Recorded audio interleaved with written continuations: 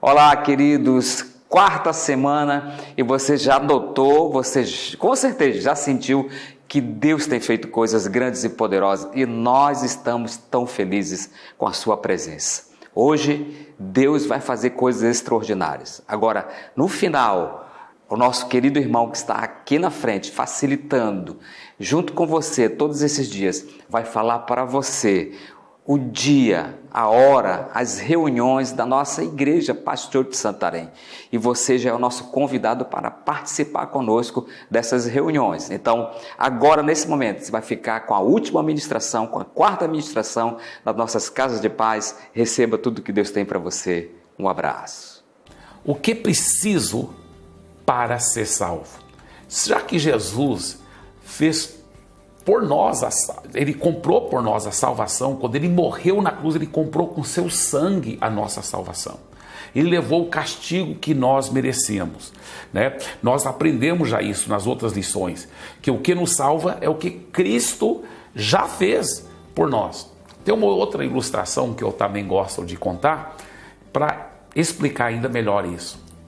Houve um grande fogo numa fazenda, onde infelizmente queimou muita agricultura, queimou também e matou muitos animais.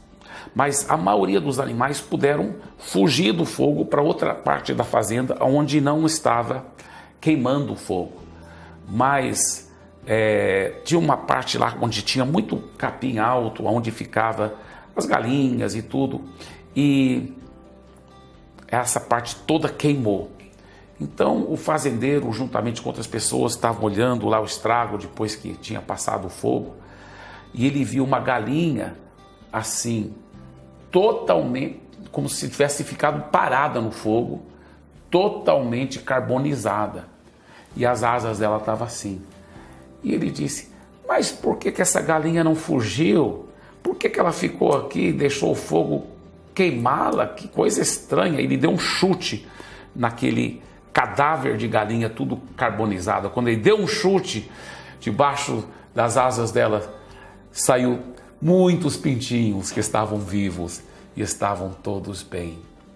Isso é um exemplo do que Jesus fez por nós. Quando ele morreu na cruz, ele morreu para nos salvar, igual aquela mãe galinha, aquela mãe fez para os seus filhotes, para os seus pintinhos. Ela preferiu morrer com aquele fogo para salvar aqueles pintinhos. Olha só que coisa bonita. Assim também Jesus levou o castigo que nós merecemos.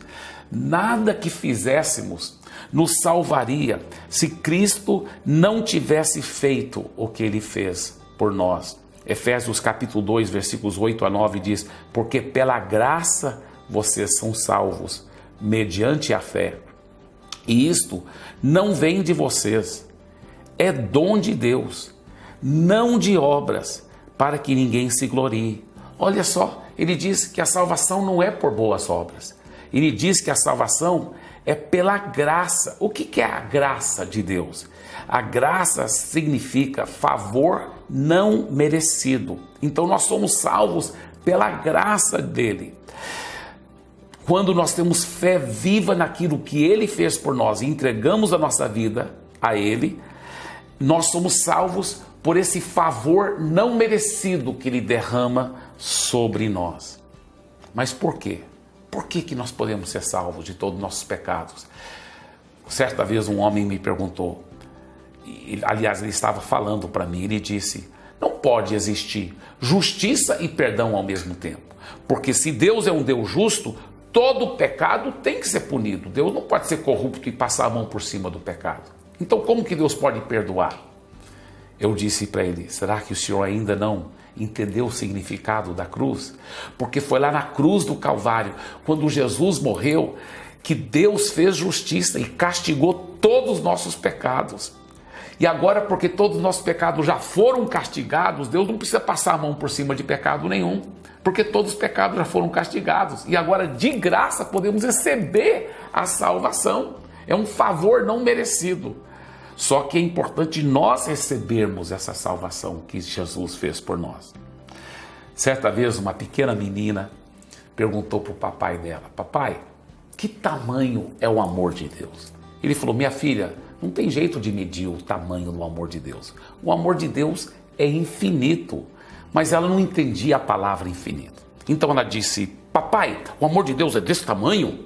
Ele falou: minha filha, o amor de Deus é muito maior do que isso, é infinito. E ela insistiu: papai, o amor de Deus é desse tamanho? Ele falou: minha filha, é muito maior do que isso, é infinito. Ela falou: é desse tamanho então, papai? Ele falou: minha filha, você não entendeu, é infinito. Ela não se conformou, ela disse: papai, o amor de Deus é desse tamanho. Ele falou: minha filha, é muito maior do que isso, é infinito. Mas ela ainda não se conformou. Ela disse: papai, o amor de Deus então é desse tamanho. Aí ele olhou bem para as mãozinhas dela. Ele ia bem dizer não.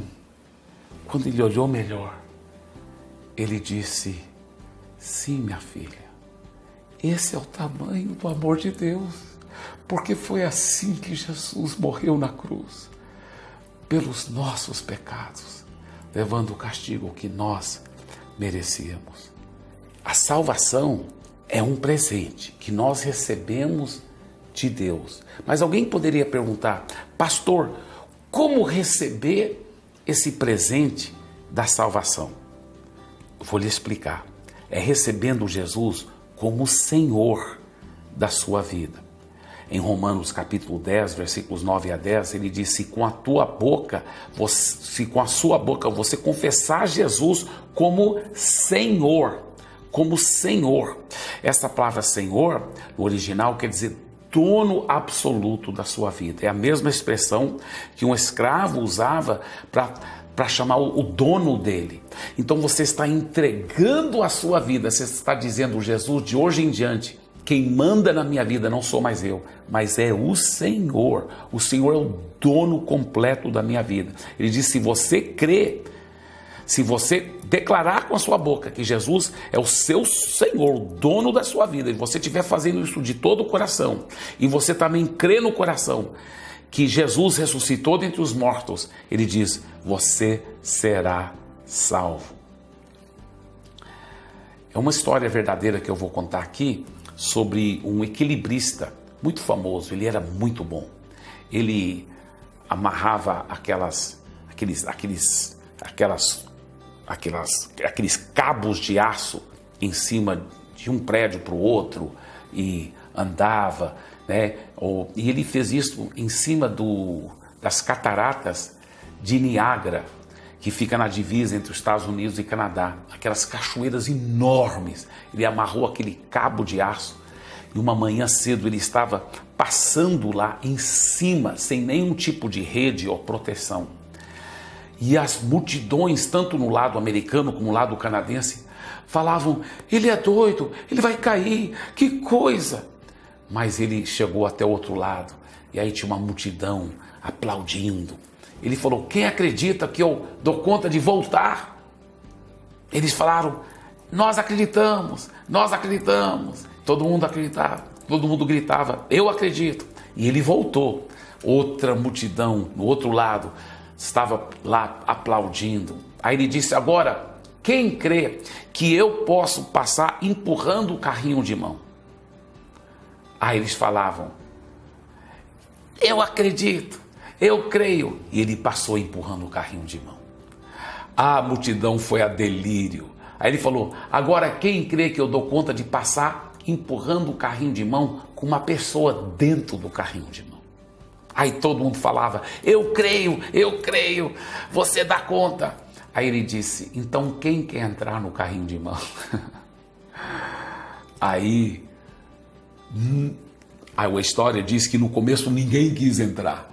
Teve um depois que entrou, né, no carrinho de mão, e graças a Deus eles não caíram. Eu acho que eu não entraria naquele carrinho de mão, para ser bem honesto. Porque ele, apesar de ser muito bom equilibrista, ele era falível, ou seja, ele podia errar. Mas eu quero falar uma coisa para você: Deus nunca erra, Deus nunca falha. E Deus está dizendo: quem crê que eu posso te salvar, levar e te dar a vida eterna, te curar suas enfermidades, libertar e transformar sua vida e sua família. E nós, a maioria de nós brasileiros, falamos: eu creio em Jesus, eu acredito. Mas ele está fazendo uma outra pergunta, mais incisiva. E essa pergunta é: você crê de verdade? Você entra no meu carrinho de mão? Você entrega a sua vida para mim? Para eu poder ser o Senhor da sua vida? E se você entregar a sua vida para mim, aí sim eu poderei te levar para o outro lado, salvo, cheio de vitória e transformado. Isso que quer dizer receber Jesus como nosso Senhor. Nesse momento, eu quero te encorajar. Participe muito agora com que o líder da Casa de Paz, porque eles vão estar orando por você, para entregar a vida para Jesus, para receber cura, para receber milagres na sua vida, na sua família e em todas as áreas da sua vida. Que Deus lhe abençoe ricamente e que a graça e a paz e o amor de Jesus seja com todos, hoje e sempre. Amém.